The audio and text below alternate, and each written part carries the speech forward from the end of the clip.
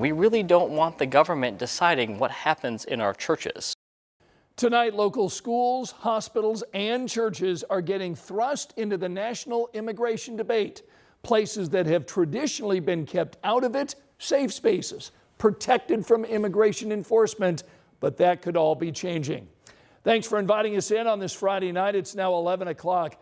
During the first days of President Trump's second term, he's promised to crack down on immigration, signing several executive orders on the issue. Right now, hundreds of troops are arriving at the southern border, and the promise of raids and mass deportation is creating uncertainty and unease in communities across our country. I don't want to say when, but it's going to happen.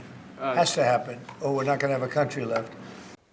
Tonight, our Marina Silva talked with leaders at those protected locations about new guidance from the Trump White House and what this means for undocumented immigrants right here in Indiana. It's still unknown for many church leaders what can be done if and when ICE agents show up to a church.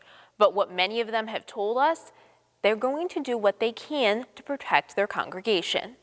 With President Donald Trump canceling a policy to prevent ICE agents from entering schools, hospitals, and churches, some local pastors are trying to figure out what they can do. So I just feel like that's violating the sanctity of the church. Reverend Charles Harrison says right now many pastors are left in the dark. It seems like to me there should be conversations with ICE agents and pastors and priests and imans, before they come inside a church to try to make an arrest. According to the National Immigration Law Center, ICE agents can be prohibited from going into private areas of an organization unless they have a judicial warrant or express permission.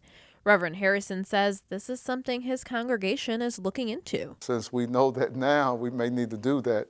Reverend Bo Underwood was upset to hear about the change. I was really shocked and surprised. Again, religious liberty is such a sacrosanct principle in our society. It's enshrined in our Constitution. And he believes many people are scared right now.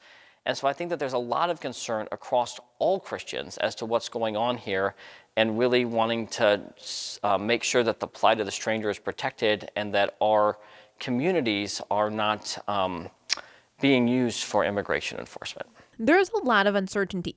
What we do know, ICE agents can enter public areas without permission. ICE does need probable cause for an arrest. ICE needs a judicial warrant or permission to enter private areas. What constitutes private versus public and how to indicate the difference between those areas in so-called safe spaces, though, it's still a little unclear. Reverend Underwood says he does think people will stop coming to church because they are fearful.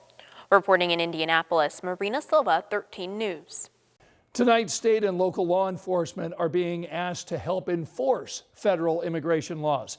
But IMPD leaders tell us that's not their job.